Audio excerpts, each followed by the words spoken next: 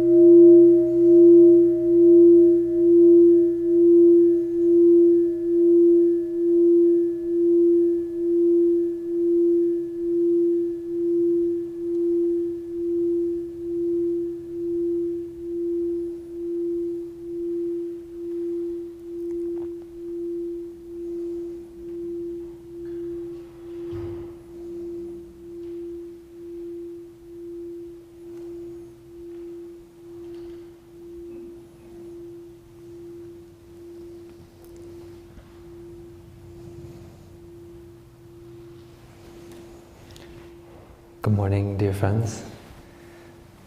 So how many of you enjoyed the mountain yesterday? Me too.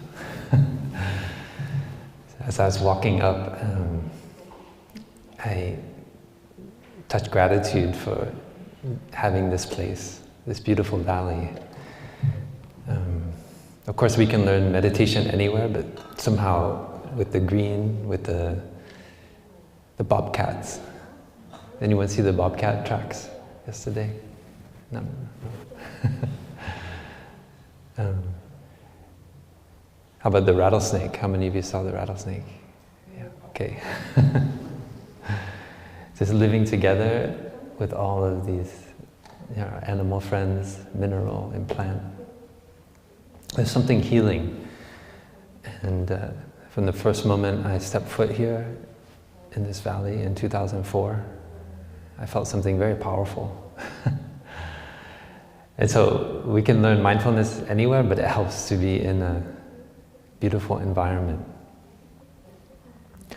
And as monks and nuns, we do our best to try to take care of this place for you, so that you can come and it will still be beautiful.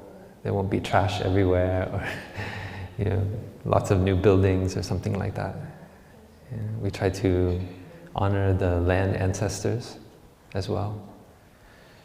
If you go down in it's a little bit tricky, but down in behind the oak grove in Clarity Hamlet, there's a large rock outcropping and beside the stream, and there's a kind of divot in that rock. And it's an old, they call it mortero, and they use a Spanish word. The mortar that the Kumayai or the Luiseño peoples use to smash the acorns. So the oak trees here were a source of the flour, so they could make kind of bread. And you always find them beside streams because, anybody know why? Did anyone ever try to eat an acorn? Oh, okay, Brother Minhan. Did it taste good? No. Yeah, there's a lot of tannin in the acorn. And in order to leach it out, you have to, one way was to put it in the stream. And the cold water just runs and runs, maybe for many days. And slowly it takes out the tannin, the bitter, kind of acrid taste of the acorn. And then they would pound it there. And so there are many of these, there's actually 2 on our land here. And so I think in meditation I imagine the indigenous peoples of this land coming up. I'm imagining in the summer, late maybe when the acorns were falling, and working for many, many days to prepare enough flour for the whole year. So there's an energy in this valley which I think the longer you stay here, the more you get in touch with it.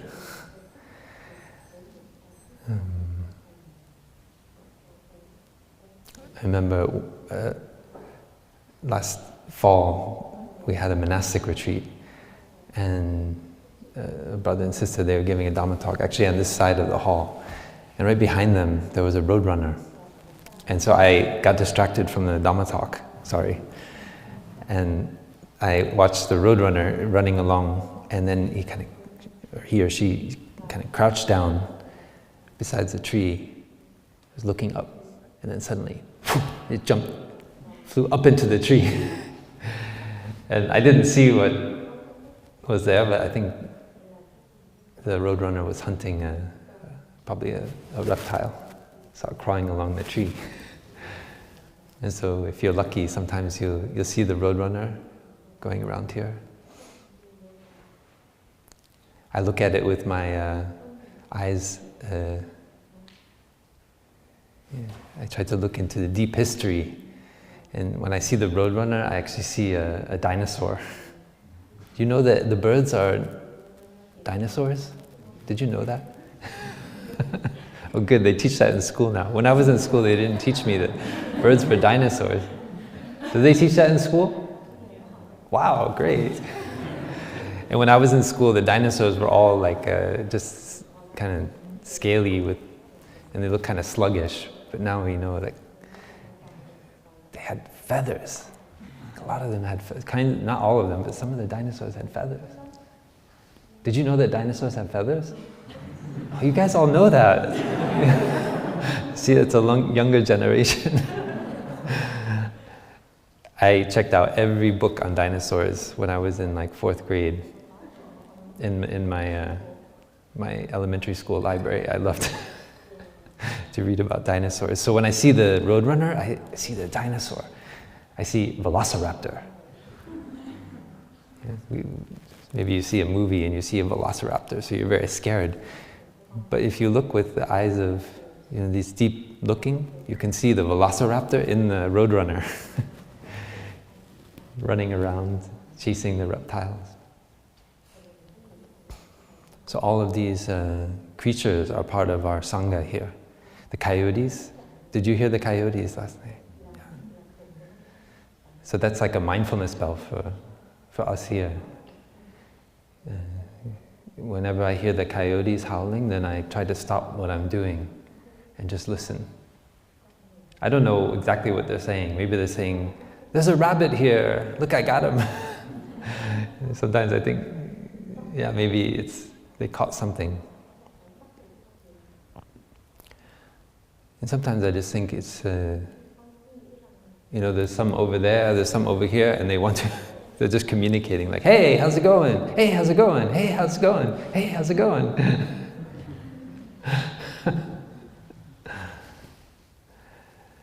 And now I just learned a couple days ago that fungi, like mushrooms, and a team in Oxford, I think it's in Oxford, in the UK, they measured the electrical spikes. So of course, fungi are communicating through their filaments, and they use electricity just like we do in our brain. And they measured they're able to decipher a language of the fungi through the nature of the electrical spikes. And so they're starting to develop a grammar and everything, like fungi are communicating. So this is the beauty of mindfulness.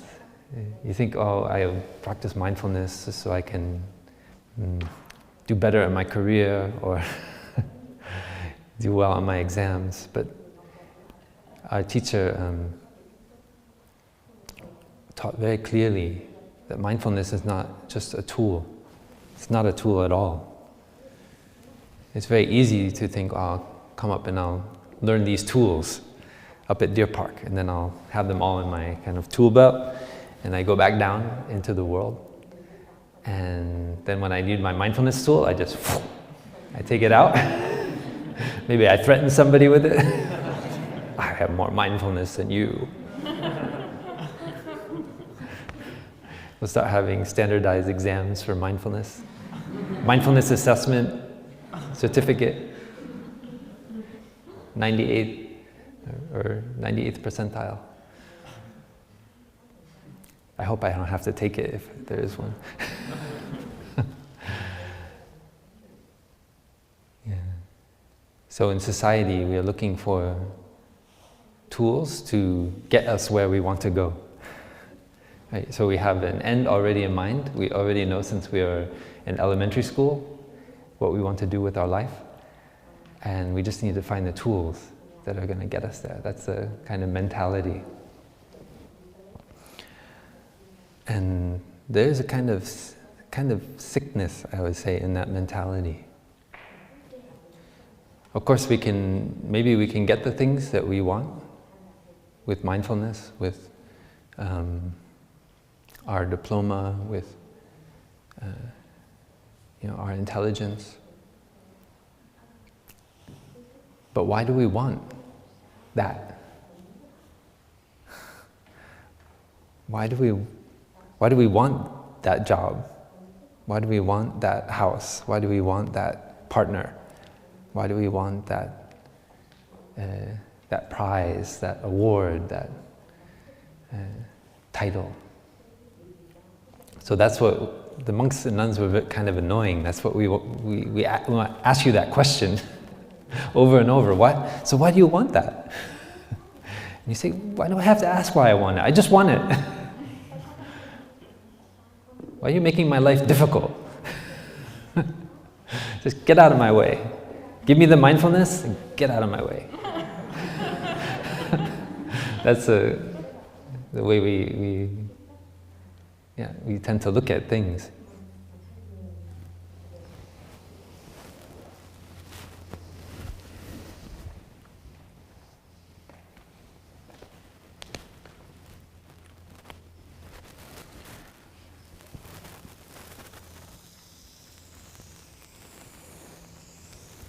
So we can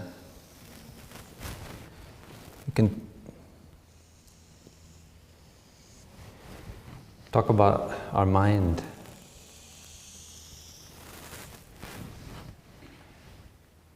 as having different aspects. The one we're most familiar with is what we tend to call mind consciousness.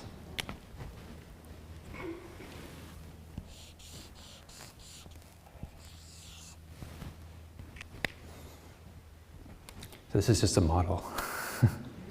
Just like Thay Thay Phap Luu reminded us yesterday, don't get too caught in words, also don't get too caught in models. It's just for the purpose of illustrating. Yeah. So we can talk about mind consciousness being this part of our mind which we are experiencing right now. So whatever you're thinking, whatever is coming in through your eye, like you may see me up here, your nose, your tongue, your ears, your body, sensation. So that's all coming in, and then you perceive it in mind consciousness. These are kind of you can think of these as what we call sense impressions. It's a kind of food for our mind. Everything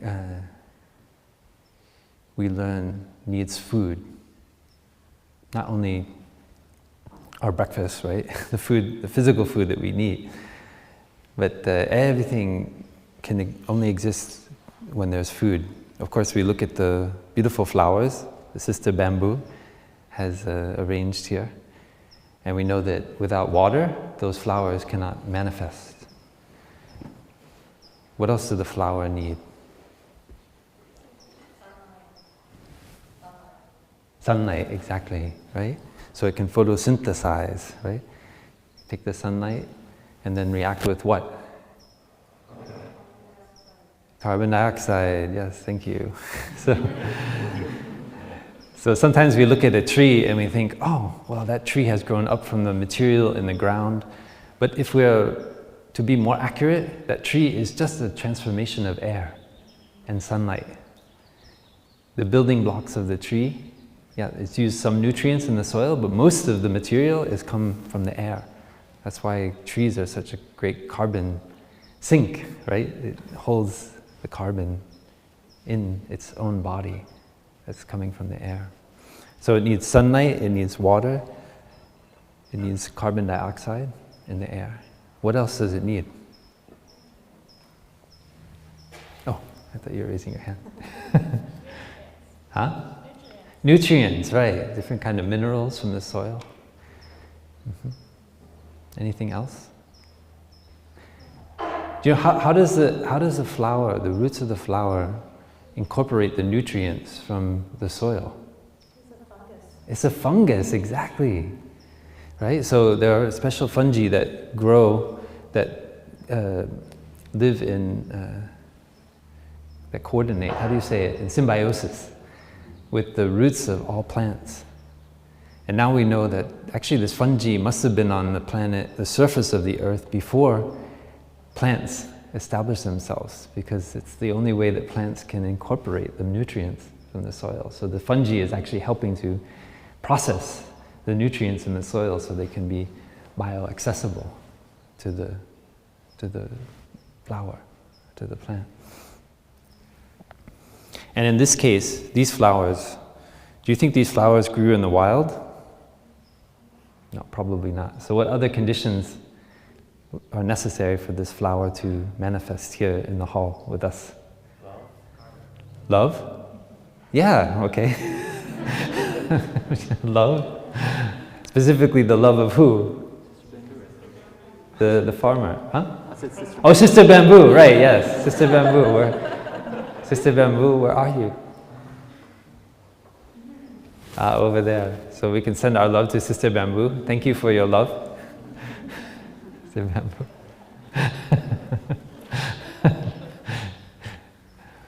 Maybe, sorry, I embarrassed her a little bit. So there's the love of Sister Bamboo, but there's also the love of who? The farmer. Yeah, the grower who cultivated this and picked this one, so it has these particular colors, right? So hybridizing over many generations. So they're not only the present day farmer, but also many farmers for many generations who've mixed the seeds of the flowers and brought these beautiful colors. Now sometimes very strange colors too. right? They play around with it. So that's all the part of the food, we can say, that contributes to this flower being present for us. Even the rocks and minerals have food. They're the fundamental atoms, right, from the Big Bang, that, like hydrogen, helium, and then thanks to supernovae, like intense heat and pressure in stars, we get heavier elements like iron and so forth. That boron, all these things. So that's a kind of food to make up the building blocks of the rocks in the crust of the earth. So the point is, when we look at anything, we can see that it has food. It requires food, some kind of input in order to manifest. And we tend to use the word manifest because it's not something that has a beginning or an end per se. Because if we look in the food, the basic building blocks, we see that already the result is there. So there's only continuation. And sometimes things manifest, and sometimes they de-manifest. So when the food is no longer sufficient, then those things disappear. They no longer appear in the form that we're used to. So that's a teaching on what we call manifestation only.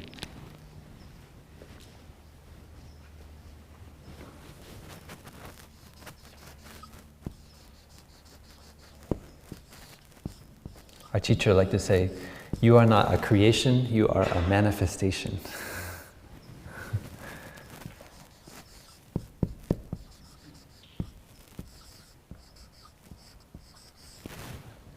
It means that when conditions are sufficient, things manifest. And when they are no longer sufficient, they cease to manifest. But it doesn't mean they disappear entirely, or they go from being into non-being. They still are there, but they're only some of the conditions. And if we provide the last condition, then suddenly it can manifest again. So everything in mind consciousness depends on food. So our thinking is not just random, or just something that just goes without ceasing through our mind with no cause. Every thought, every perception has food. And mindfulness helps us to look into our thoughts, looks into our perceptions, and see what is the root. What kind of food has gone in that makes this thinking manifest? So I'm a monk, and I spent many years learning from my teacher. So you put me up here in front of you, I will start talking about this. That's because of the food that came in, right? And my mindfulness also, it's not that that's the only thing that came in. I have lots of other thoughts too. Thoughts about sex, thoughts about drugs sometimes, thoughts about watching the latest movie. But with mindfulness, I learned to I learn what happens when I put that kind of food into contact with my body and my mind. I paid attention, I was not always a monk, right? I paid attention to what happens in a sexual relationship. It's not good or bad, but it's what happens. I want to know, I want to understand it. I want to look at my emotions, how I feel before, during, afterwards. I want to understand, because it's a source of nutriment, it's a food.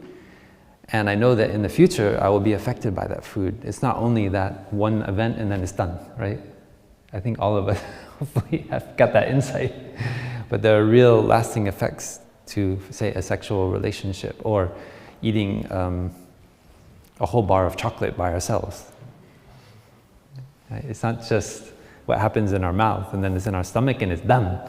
But there's more resulting from that action. And so why do we talk about karma so much, right? You probably heard karma. I think has anyone not ever heard the word karma? Don't be ashamed. Wow, look at that, it's amazing. Buddhism is like penetrated the collective consciousness. I think growing up, I didn't. There was a famous singer, Boy George. Have you ever heard of him? Karma Chameleon. That's the first time I heard the word karma. I had no idea what it meant. I was singing along. I was like 8 years old. Karma, karma, karma, karma, karma chameleon. I had no idea what this word means. It took me like, even I studied Buddhism, and then it took me a few years, and I thought, oh, that's what he meant. It's like somebody who's always changing their karma, right? Like a chameleon. I had no idea what that word meant. But now everybody knows karma. It's amazing. So karma just means action. We might know the word karma, but we might have a lot of things associated with it.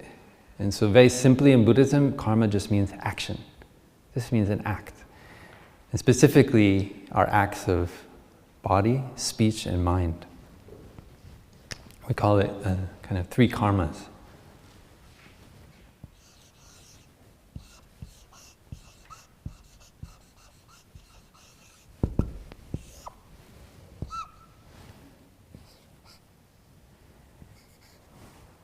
Actions of our body,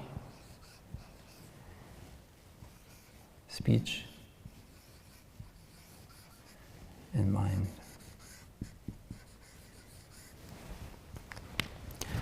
So when we invite sound of the bell, like Sister MT just did, Sister Plum Orchard, before we invite the bell, we breathe for a moment, maybe 2 or 3 times, and then we recite a small poem. And the poem goes like this. On the in-breath, we say, body, speech, and mind in perfect oneness. And then on the out-breath, I send my heart along with the sound of this bell. So what it means is these 3 actions of our body, our speech, and our mind, they are one. And they are one in our mind, actually.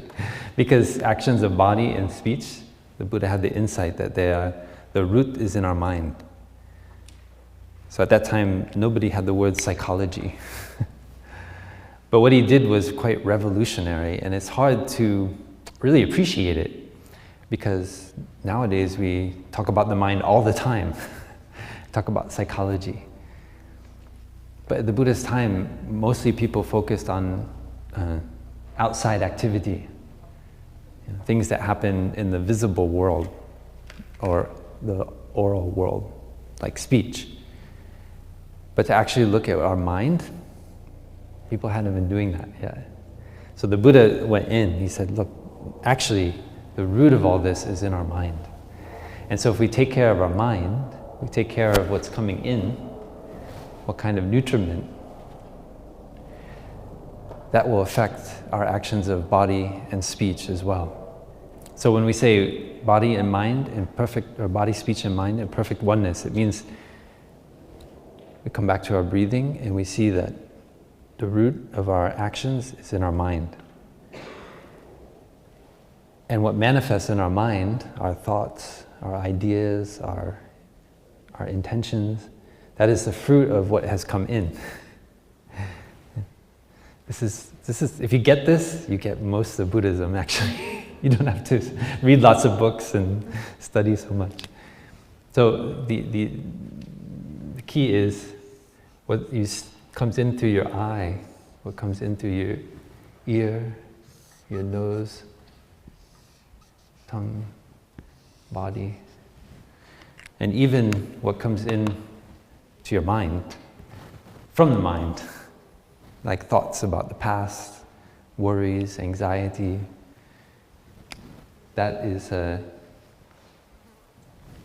what you send out along with the sound of this bell, right? So I send my heart along with the sound of this bell. It means I send whatever's on my mind, whatever's in my heart, whatever has the product of all these inputs, and as well as the input from my mind. That is what I will send when I invite the sound of the bell.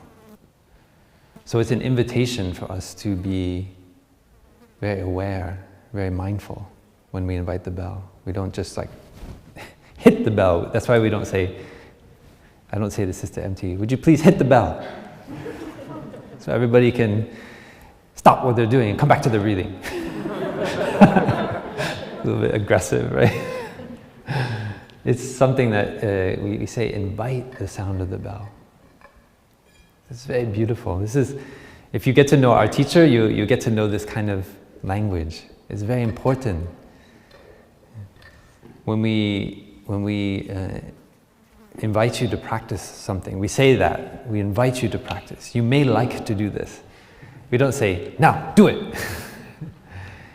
And that's very specific. Our teacher really studied, because we have to do it ourselves, right? We are invited to do it ourselves. Yeah. We are invited to practice mindful breathing. But nobody forces us. Just like nobody forces us to come up to the monastery. In the same way, when you're here, we don't force you to do anything. Everything is an act of invitation. This is available, and it's helped me. If you like to practice it, you may like to do it, and we create conditions for you to do it here. But you're not forced to do it. It's very important. The Buddha taught like that too, to his disciples. He was not, he didn't mince his words around the real effects of our actions. He was very strong. When somebody did something, he would tell them what the fruits of that, what the effects of their action would be. So he didn't sugarcoat it. But he also didn't force anyone to practice. He just used his insight and tried to communicate it as best he could, so that others could see that it's in their own interest to practice. It's not because we want you to, or we force you to. I mean, we want you to be happy. Everybody wants you to be happy. Everyone here, all the monks and nuns. But we know that forcing you to do it will not work. So in the same way, we don't force the bell. Because it's not only between each other that this forcing doesn't happen, but it's also with what we usually call inanimate objects. Because we consider the minerals, the plants, the animals also to be our brothers and sisters. So the bell is also a friend. And we treat it with kindness. So when we invite the sound of the bell, it means that we see that in the bell there's already all the food that's necessary for the sound to manifest, except for one, which is what? Exactly. Sister MT's hand on what we call the inviter. Maybe I hold it up. So it's very strange if you know, like Plum Village tradition, we call this an inviter. You probably wouldn't come up with that word on your own. You say it's like a stick or, a bat. I don't know what is that thing. But in our tradition, we call it an inviter because that helps us to practice, to remember that this is only the last condition, that all the conditions are already present in the bell, except this one last one. So the sound of the bell is already there. It's just not yet manifesting. But with the last condition, I'll allow Sister MT. The last condition, then she provides it. The last condition for the sound of the bell to manifest.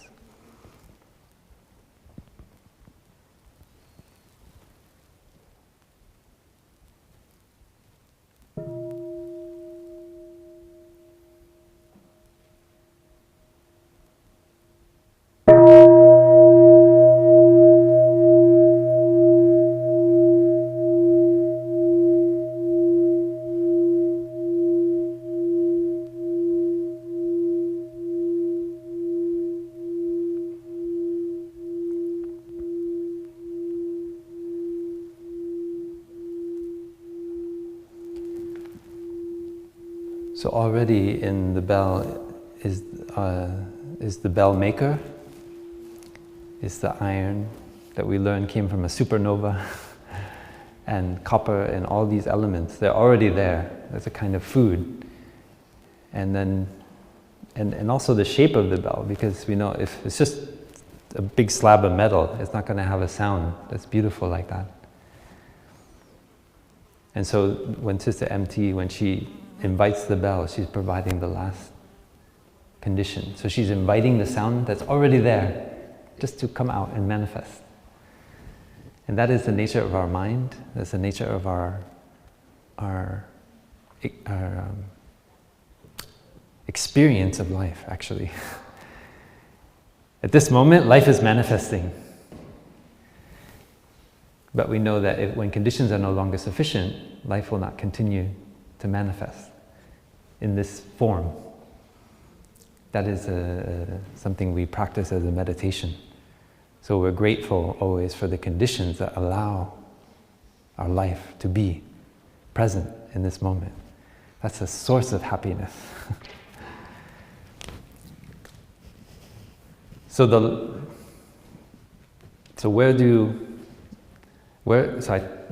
monk, he talked about 5 kinds of food, right, coming in from our sense, but there's a 6th one from the mind. Where does it come from? So again, remember, this is just a model. So we talk about a kind of store consciousness.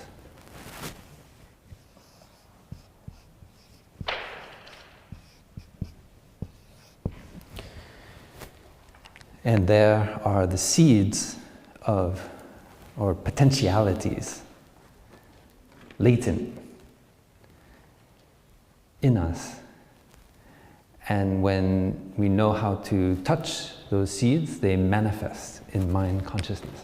So we provide, just like Sister MT inviting the bell, we provide the last condition. We touch that seed, for example, of mindfulness, so that it can come up and manifest like a beautiful flower in our mind consciousness.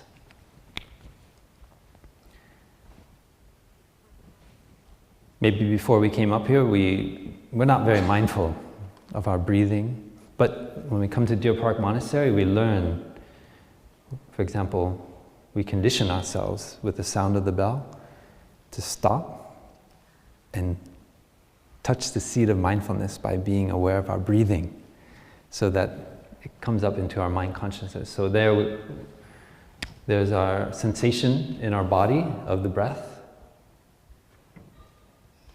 kind of a flow of air, and we invite mindfulness up to shine the light on that sensation of the breath directly.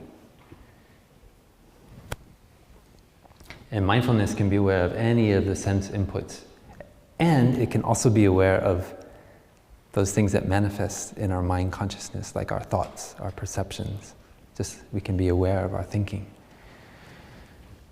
So, but the mind is quite tricky. So that's why we start with something very clear, like our breath.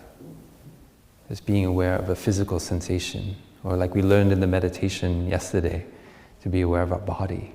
Yeah, so we can just take a moment, be aware of our body, just however it is. There may be some pleasant sensation, maybe your knees are a bit sore, your back, you feel a little bit of pain. But mostly you're feeling what we call neutral sensations. It's like the contact of your backside with the cushion, or your legs on the mat, or just the slight sensation of air touching your skin. So those are kind of neutral sensations. You can open your eyes.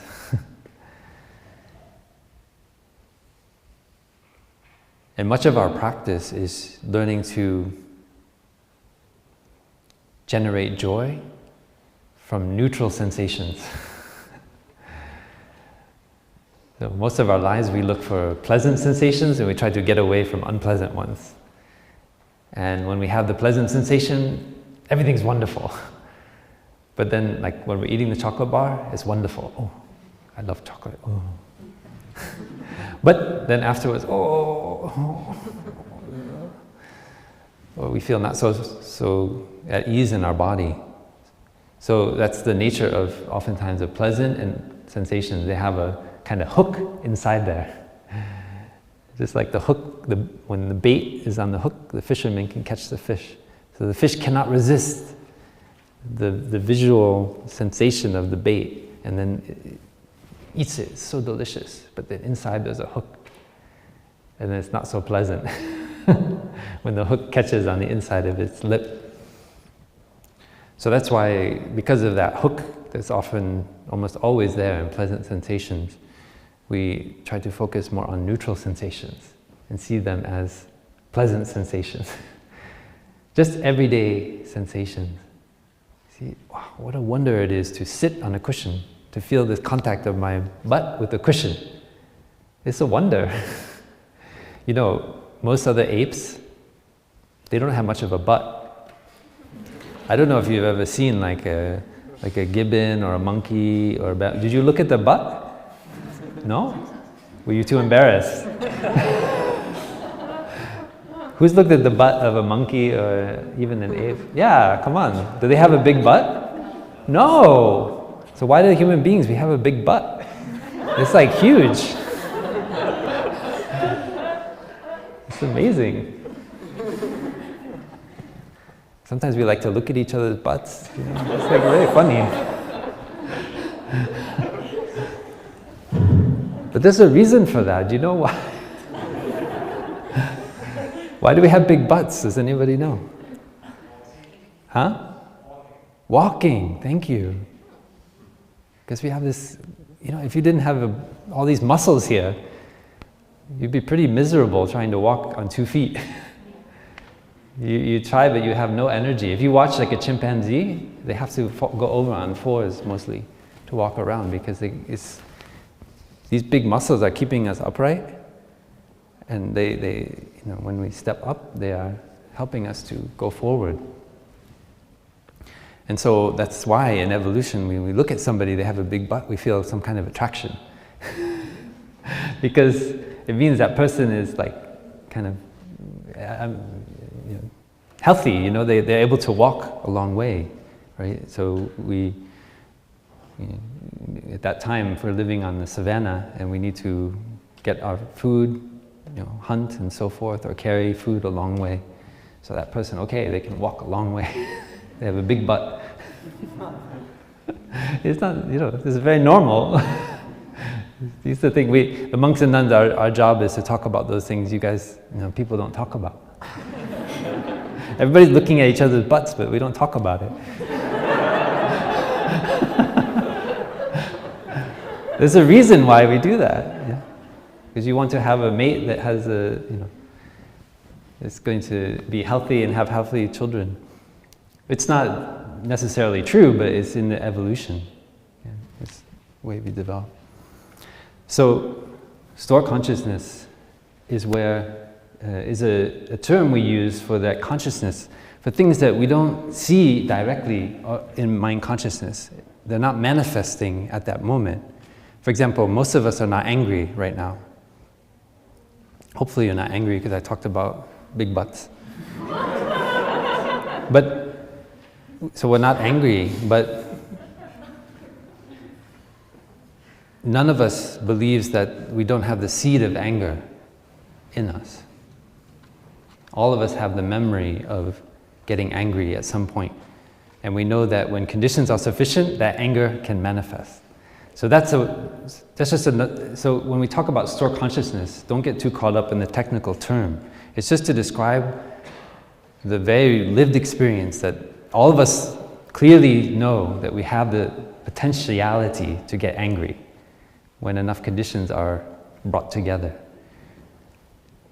But at this moment, anger may not be manifesting, right? We haven't invited it to come up, as it were. And so that's very important to know that it is us who invites our anger up, not other people. You know, that's the way we overcome our tendency to blame others, to be a victim, right, of our anger, to say that but it's actually our mind consciousness which does the touching down here. And so cultivating mindfulness is so important because of this. Somebody says something, we hear it through our ear consciousness, but we have a choice. We can decide not to let it touch the seed of anger in our store consciousness. Usually we think it's just a direct link, like boom, like a lightning bolt. Somebody says that thing, right away, that seed comes shooting up. But with mindfulness, we see that there's actually a filter, that we have the potentiality to invite mindfulness up. And the way we do that is by practicing what we call the mindfulness trainings. So our teacher proposed, based on the Buddhist tradition, a number of practices we can do to cultivate mindfulness in our daily life. And it's our deepest wish to transmit these trainings to you, especially as young people. It's kind of like a Jedi training. It's like a way to be a real kind of, you could say, spiritual warrior, right? But we're not going to war. We're a kind of hero, a quiet hero in society. We're undergoing the training, no longer to be a victim of our anger, our despair, and our store consciousness, but rather to see that we want to cultivate mindfulness. We want to cultivate this strength to not let others be inviting our anger to come up, inviting our despair. This is what our teacher called establishing sovereignty in our mind and body. It's really essential. Otherwise, we are just running around, triggered by other people. This person says this, we are triggered. That person says that, we are triggered. We're like a gun going off, right? And all these seeds are shooting up into our mind consciousness. But with mindfulness, they can no longer pull the trigger. We cultivate mental resilience. So I'd like to invite 3 young friends to come up here to share about a few of these mindfulness trainings. They've been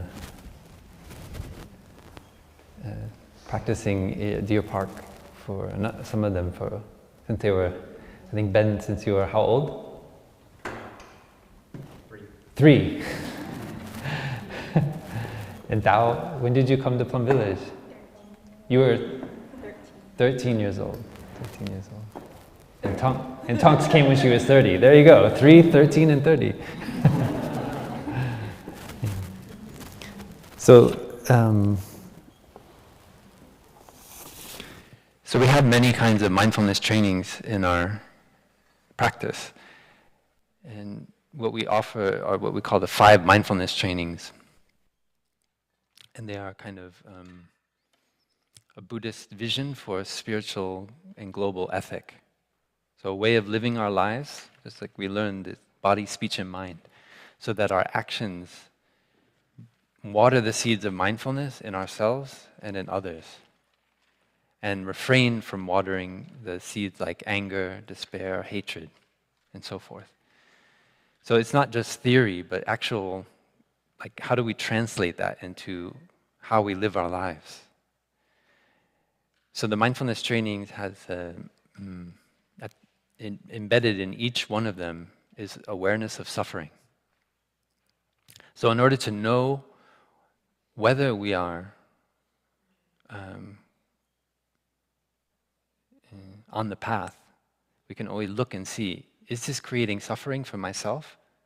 Is it creating suffering for others? So each of the 5 trainings starts with the line, aware of the suffering caused by, and so forth. So it's inviting us to look deeply into our actions and the actions of others. And we see that when this is done, when this action is done, whether an action of body, an action of speech, an action of mind, that it brings about suffering for myself and also brings about suffering for others. So this model of consciousness is not only in our own mind, it's also a collective.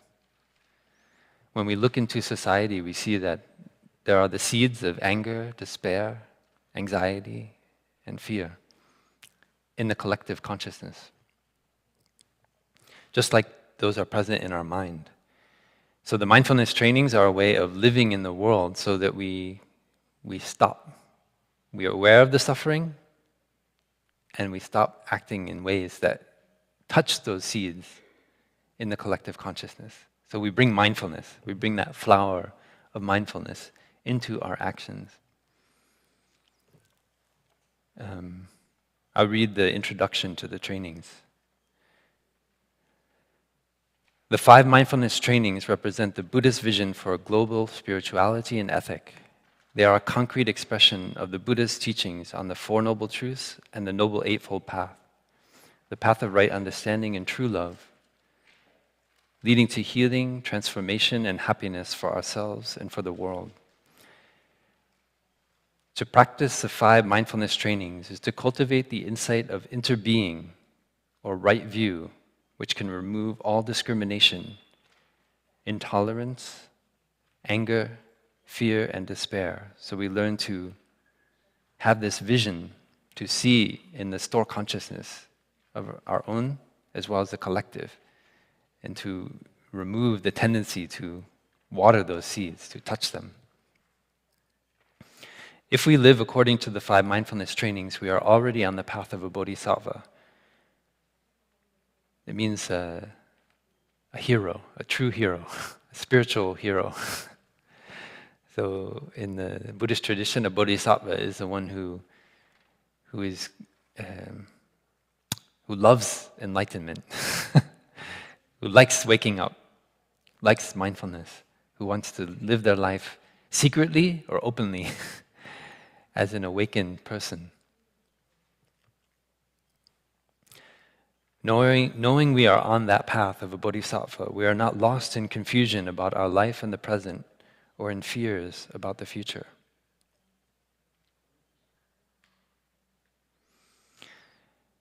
These trainings, they're based in a very ancient teaching. Actually, the Buddha incorporated from the ascetics that were living in the Ganges River Valley at that time, especially the Jain. There are practitioners who practice not to kill, not to steal, not to engage in sexual misconduct, not to lie, and not to take intoxicants like alcohol, not to become inebriated. And the Buddha saw that these guidelines are very helpful for the spiritual life. So he incorporated them into the Buddhist tradition. And so that is the kind of seed of these mindfulness trainings. But as a community, the Plum Village tradition, we have looked into those precepts, and we've expanded them. And we continue to grow them. They are not something static. It's something that's always being updated, always being renewed, based on our insight. So as you listen to these trainings, please know that you are contributing to them as well. So just like any good training, it grows and evolves based on our experience. So the litmus test is suffering. Does that action bring suffering? And so we need to look as a collective at these mindfulness trainings always and see, does that bring suffering? Or does it bring about happiness, peace, and joy? That is what we can do as first-person scientists. We are like we're doing first-person research study on our own mind. And based on what we say, what we do, we see there's an effect. And that is the litmus test. We incorporate things into the trainings when we see that it's bringing about joy and happiness.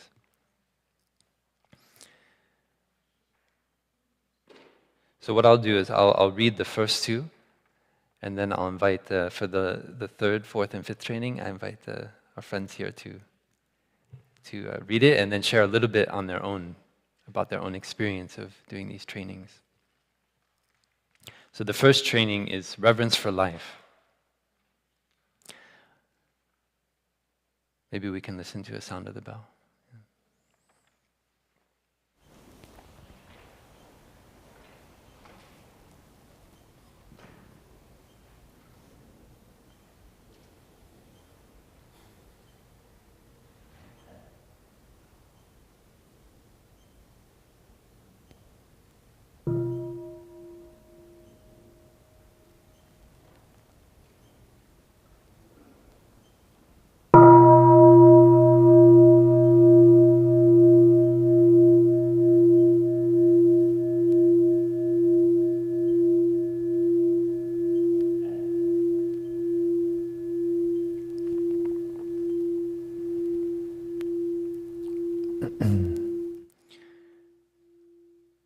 Reverence for life. Aware of the suffering caused by the destruction of life, I am committed to cultivating the insight of interbeing and compassion, and learning ways to protect the lives of people, animals, plants, and minerals. I am determined not to kill, not to let others kill, and not to support any act of killing in the world, in my thinking, or in my way of life. Seeing that harmful actions arise from anger, fear, greed, and intolerance, which in turn come from dualistic and discriminative thinking, I will cultivate openness, non-discrimination, and non-attachment to views in order to transform violence, fanaticism, and dogmatism in myself and in the world. So we can see today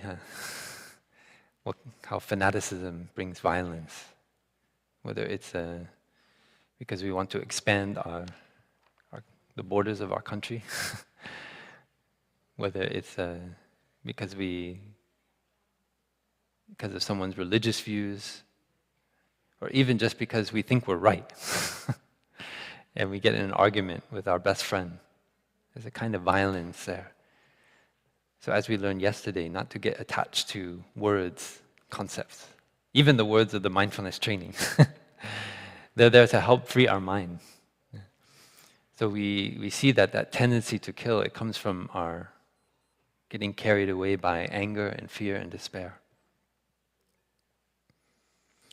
The second mindfulness training, true happiness. Aware of the suffering caused by exploitation, social injustice, stealing, and oppression, I am committed to practicing generosity in my thinking, speaking, and acting. Body, speech, and mind. I am determined not to steal and not to possess anything that should belong to others. And I will share my time, energy, and material resources with those who are in need.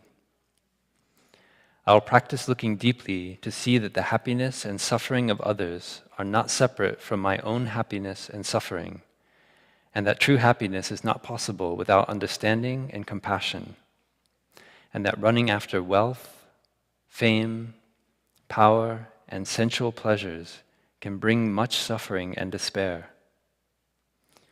I am aware that happiness depends on my mental attitude and not on external conditions, and that I can live happily in the present moment simply by remembering that I already have more than enough conditions to be happy. I am committed to practicing right livelihood so that I can help reduce the suffering of living beings on earth and stop contributing to climate change.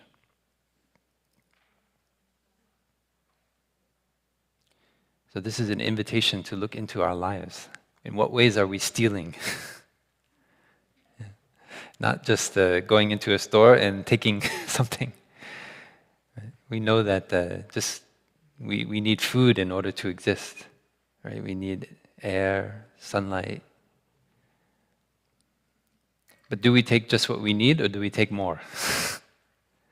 Where is that tendency in us to kind of hide, to guard away extra for a day when we might need it in the future? Or we see somebody who is very talented. They're a musician, they sing so beautifully. And then we feel a little bit jealous. We want to steal that talent from them. We want to make it our own. So in that jealousy, there can be a kind of stealing. So it's not just about taking something that doesn't belong to us, but it's also looking at this kind of balance, right? In the universe, if you kind of notice, you pay attention, if you take too much, you feel something. You take too much minerals, too much food, too much, you order a new iPhone every year. You have the money, you paid for it. Who can accuse you of stealing? But what has gone into making that iPhone? What kind of resources? What kind of rare earth elements had to be mined to make that phone?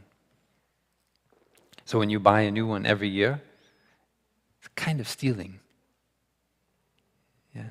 So that's why we look deeply. So with awareness, things don't look so black and white, not so dualistic. You start to see that everything is a balance. And we try to live simply. That's why we sing that song, I get my joy from the simple things. We learn to be happy with just neutral feelings. We don't need to have, guard up a huge amount of something. Yeah. So this is the first two trainings, and now I'd like to invite our friend Tao, who's been living with us in Clarity Hamlet for a few months, but who's, as you heard, came to Plum Village when she was 13, I think just a few years before I became a monk. And she's been practicing. How long have you been practicing the 5 mindfulness trainings? Since you were 13? Okay. So I pass the microphone to Tao, and she will read the 3rd mindfulness training, and we'll have a chance to,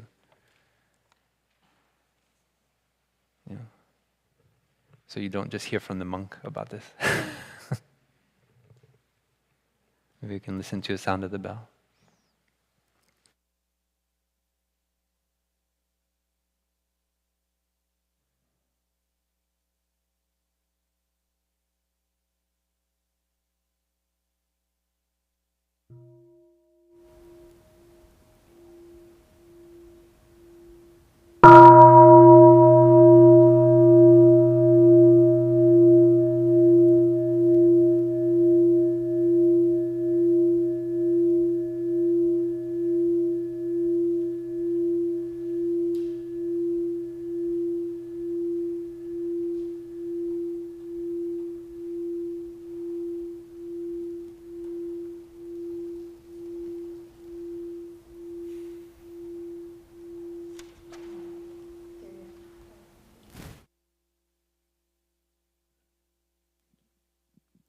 Dear respected Thay, dear brothers, dear sisters, and dear spiritual friends on the path, my name is Tao.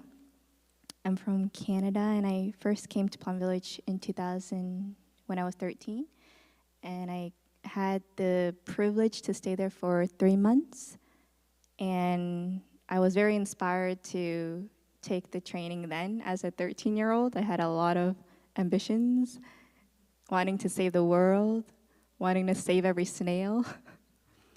And it meant a lot to me at that time with the ceremony and having the presence of the brothers and sisters with their compassionate energy there helped wake up this seed within me very strongly, which is a seed to live more compassionately, whatever that meant throughout my life. I'd like to ask Sister MT to let me know when I'm over time. So I will read the 3rd mindfulness training.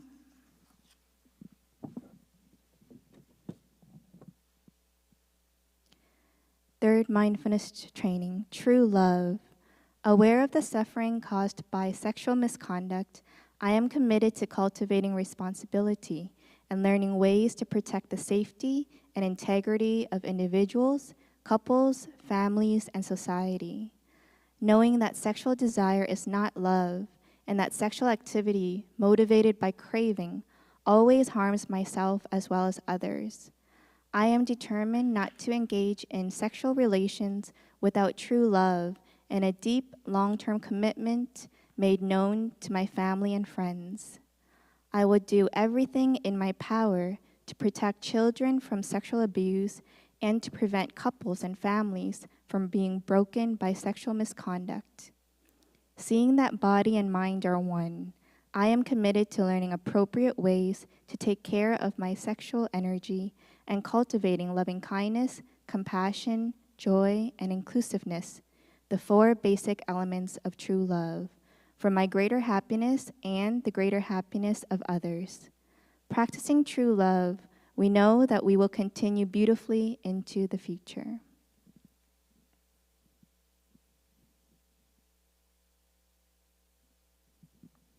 So I will start with sharing my experience on this training and how it had helped me gain more awareness over time. And I felt that when I first took the training at 13, it was like, well, obvious, of course. Who would want to be in a position of harming others in this way? And in 2013, I got the opportunity to come back here in Deer Park, and I was going through a lot of internal struggles for myself in terms of learning to be able to be kinder to myself, because I grew up with the seed of not good enough pretty strongly within me.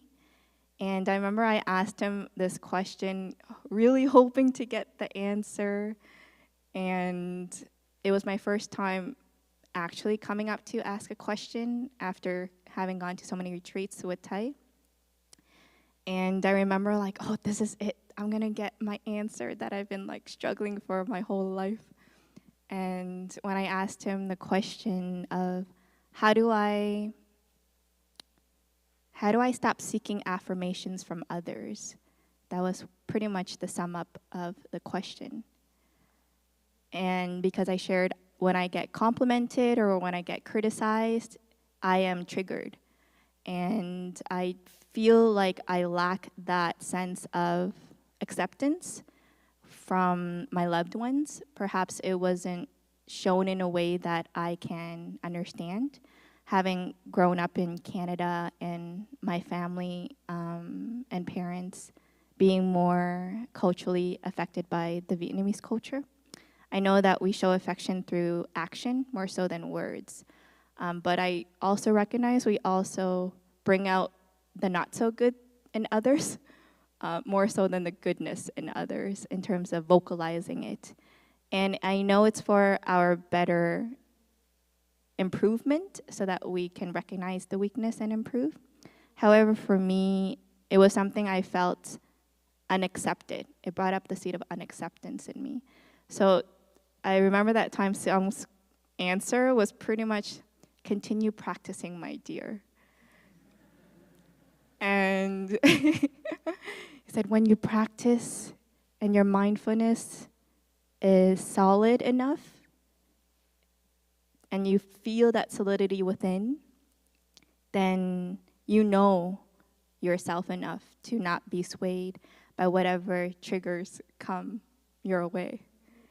And I remember at the end he goes, good luck. And then I walked away and I was like, what? That's it? Just practice more? And so at first I was like, no. I mean, I've been in the practice since I was 13. And at that time I was already 26. And I was like, maybe the practice isn't for me.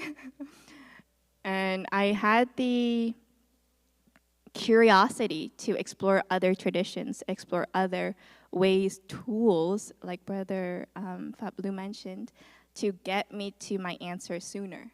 I felt this yearning of thinking that this tradition isn't enough for me to transform my suffering or answers, provide answers to my questions. Because I've witnessed at retreats sometimes the reconciliation between family members happen right in front of the Dharma talk during beginning anew. And then I would reflect and my comparison mind comes up and be like, well, why can't my family transform that quickly? So there was this habit energy within me of wanting to seek answers faster for myself. And I was in a relationship for 7 years, and at that time, when I asked that question, we were ending the relationship, and I realized that this training was what really helped me through a lot of the things that I felt would have been more difficult to go through the relationship without having this training as a base. And it made me really recognize what it means to have a wholesome sexual relationship. Because I know in our generation, or at least my generation, it's very open to be in a sexual relationship and not have a long-term commitment like we hear in this passage. And I remember that was one of my biases when I reread it later years when I'm like a young adult, and thinking that, oh, this is maybe it's not current enough to apply because I'm like, oh, I understand it can be applicable back in the days when there's arranged marriage and maybe the awareness of sexual energy wasn't as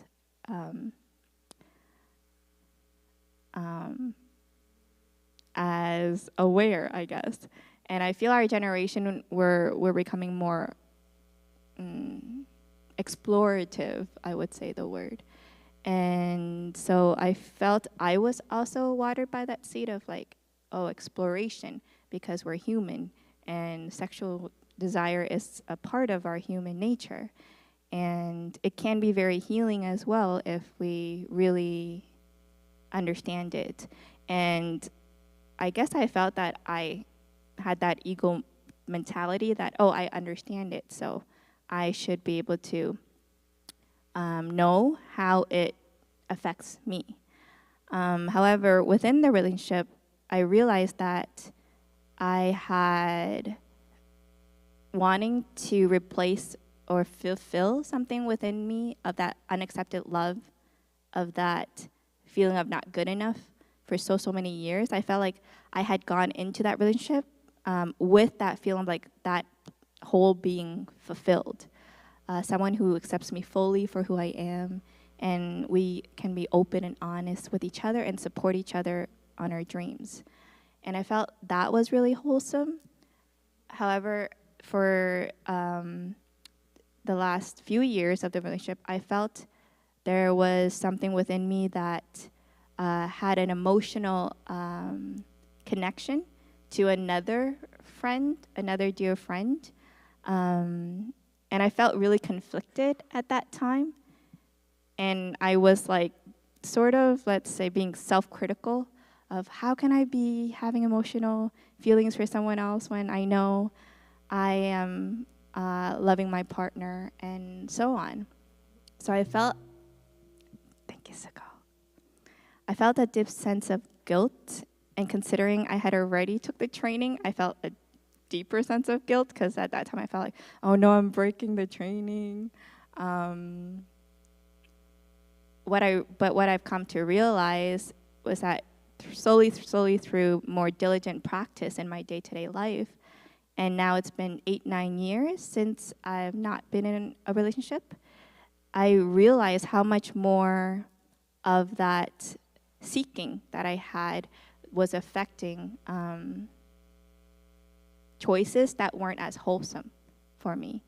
And that emotional sense of lack that I felt in that relationship I didn't have, I was trying to find it in the other dear friend. And I felt this pain within that was really real, that I felt that came from my partner at that time. And now looking back, I realized that because I was at least aware to recognize those emotions coming up, that I didn't allow it, I didn't give it permission to grow any bigger, or else it would have been, I felt created more suffering for myself and for my current partner at that time.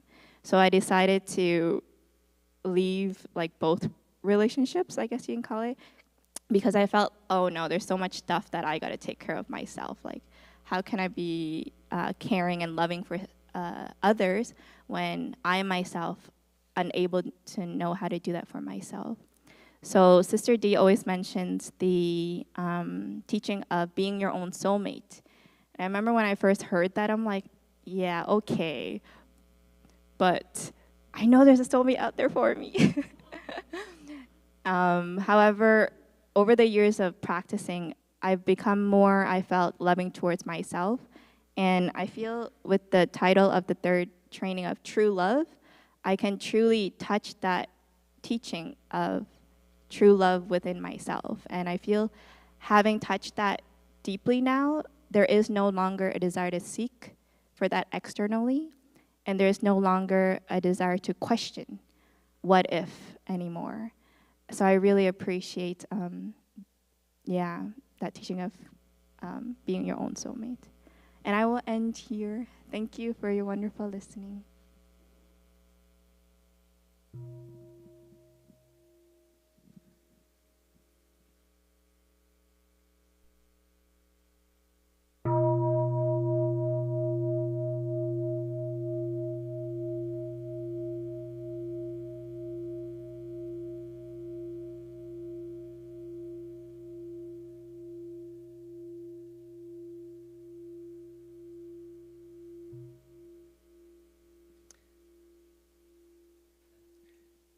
Dear respected Thay, dear Wake Up family, dear beloved community, it is an honor to be sitting in front of you all today. My name is Ben, and as mentioned before, my family started taking me to Deer Park when I was 3 years old. So I've had the wonderful experience of growing up with the practice.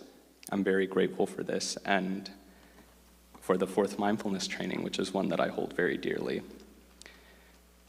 Loving speech and deep listening.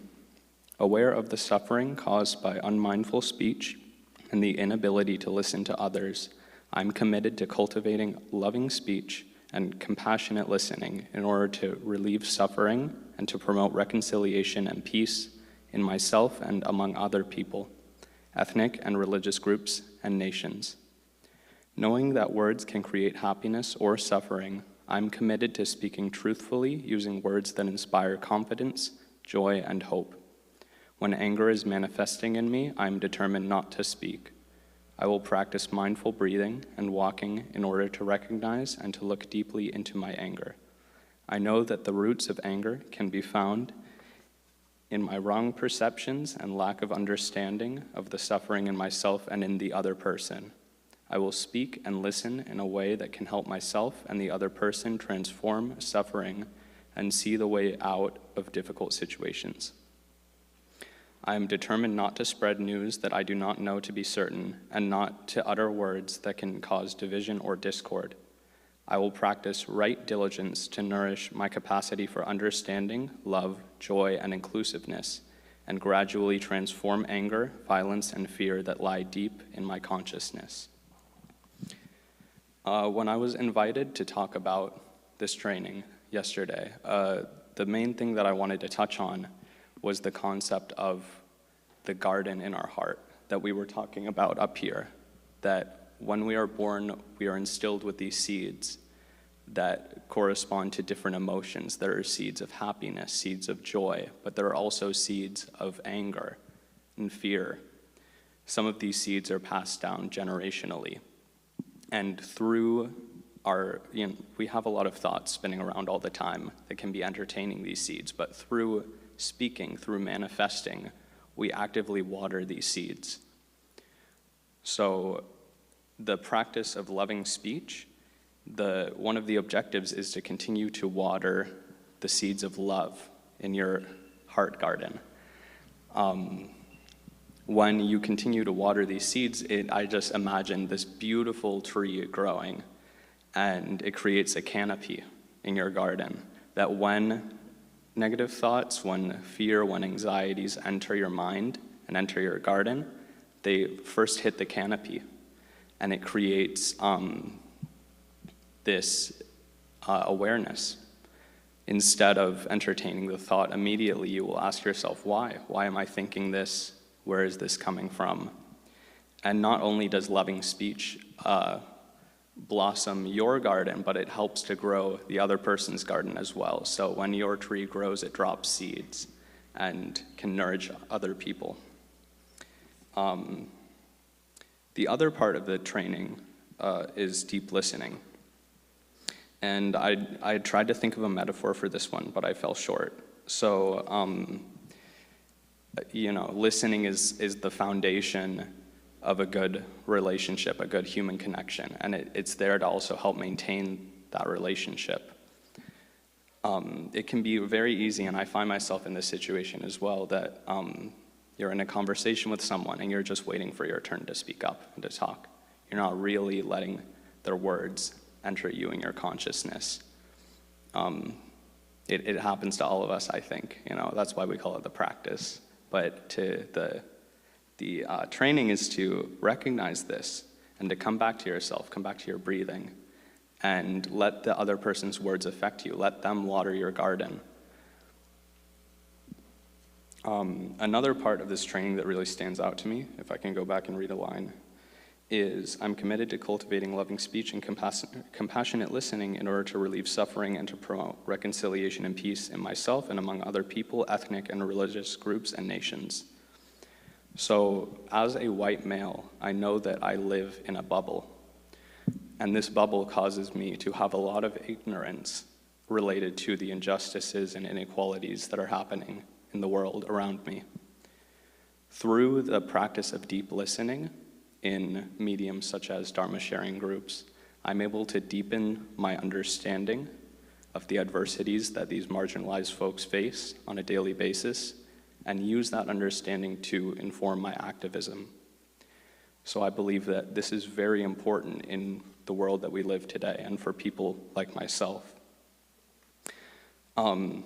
A last thought I wanted to leave you with is that it feels like listening and speaking, they feel like outward actions, right? You're speaking to someone, you're listening to someone. But through the practice, we find that, or at least I found, that if you practice loving speech and deep listening, it will not only nourish your conversational partner, but it can also nourish you in your garden. So friends, I will leave you with, please nourish your garden. Thank you.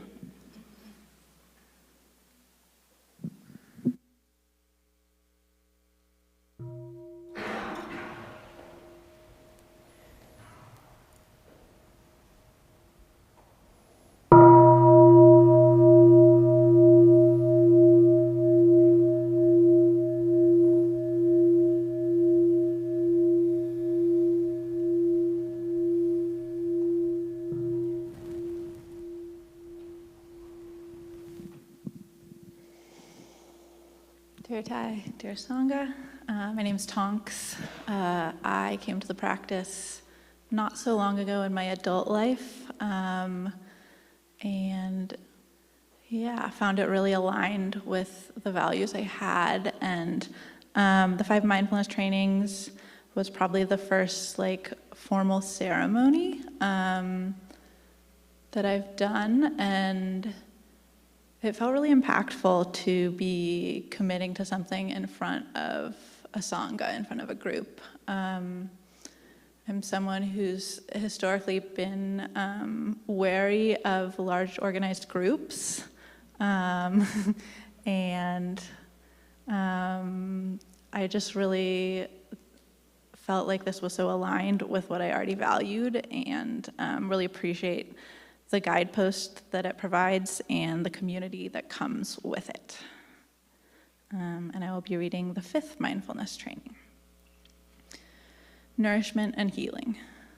Aware of the suffering caused by unmindful consumption, I am committed to cultivating good health, both physically and mentally, for myself, my family, and my society by practicing mindful eating, drinking, and consuming. I will practice looking deeply into how I consume the 4 kinds of nutriments, namely edible foods, sense impressions, volition, and consciousness. I am determined not to gamble or to use alcohol, drugs, or any other products which contain toxins, such as certain websites, electronic games, TV programs, films, magazines, books, and conversations. I will practice coming back to the present moment to be in touch with the refreshing, healing, and nourishing elements that are in me and around me, not letting regrets and sorrow drag me back into the past, nor letting anxieties, fear, or craving pull me out of the present moment. I am determined not to try to cover up loneliness, anxiety, or other suffering by losing myself in consumption. I will contemplate interbeing and consume in a way that preserves peace, joy, and well-being in my body and consciousness, and in the collective body and consciousness of my family, my society, and the earth.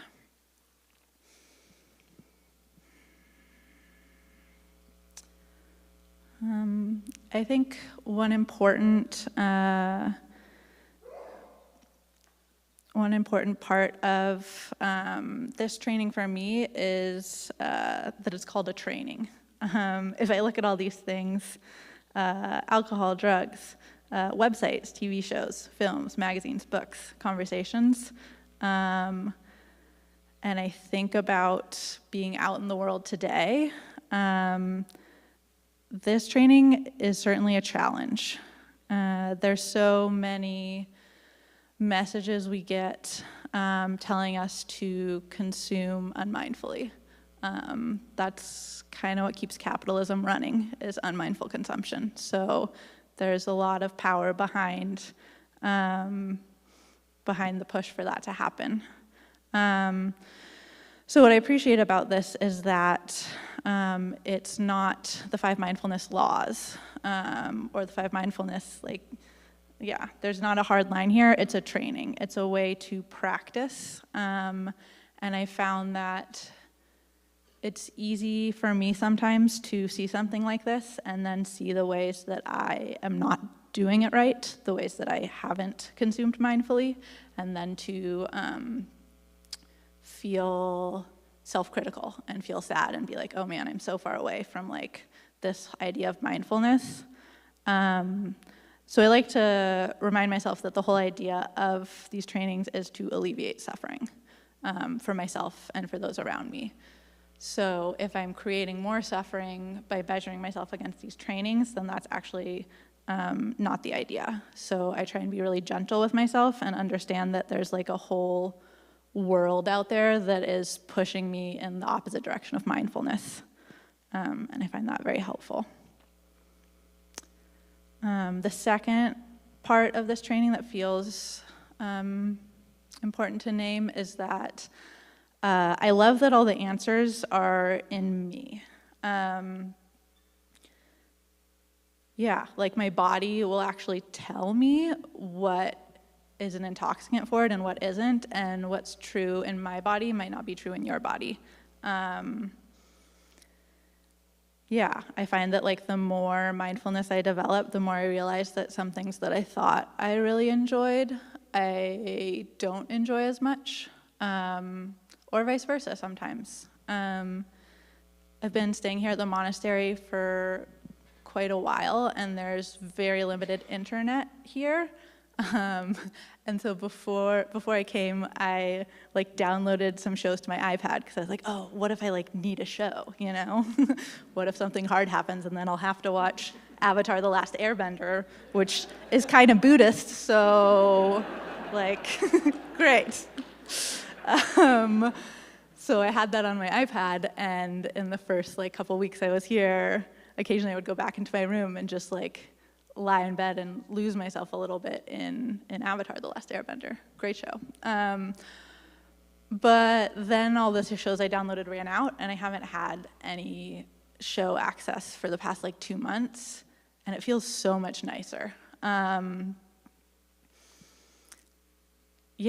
So it's interesting to develop more mindfulness and then notice that, and then from that place work to take action and be okay, how can I, knowing what I know now, how can I shift my action to align with keeping myself present and keeping myself healthy?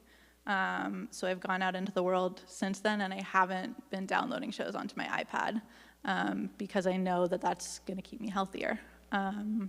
Just notice in your body what feels true when you consume nutriments, and just do the kind thing for your body. Thanks.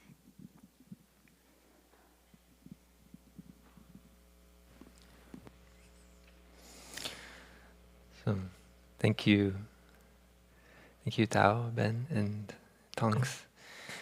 So we will offer on the last day, so in Sunday morning, a chance for you, if you are interested, to undergo this kind of training with the support of the community.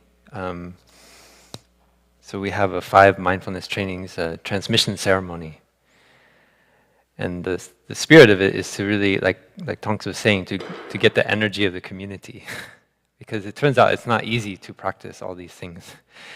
We talk about it, the trainings, as a kind of North Star. We cannot do it perfectly, but we go in that direction because we know that brings us happiness.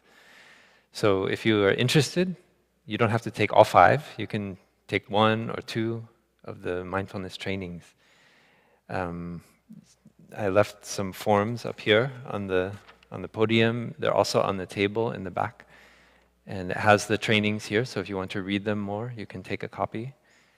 And please, today in Dhamma sharing, use the time wisely to discuss this. You can ask more of the monks and nuns and those aspirants and so forth in your group if you have any questions, concerns.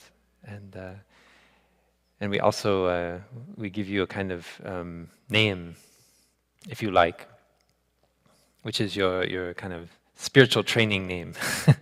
We call it a lineage name, or sometimes Dharma name. And that is like to inspire you on your path, to those qualities that we want to cultivate in ourselves are exhibited in that name. And then you get a certificate like this. And that's there to remind you of your practice, of your training, to cultivate compassion and understanding. So maybe we can give flowers for our brothers and sisters who very bravely came up here. And we'll finish with 3 sounds of the bell.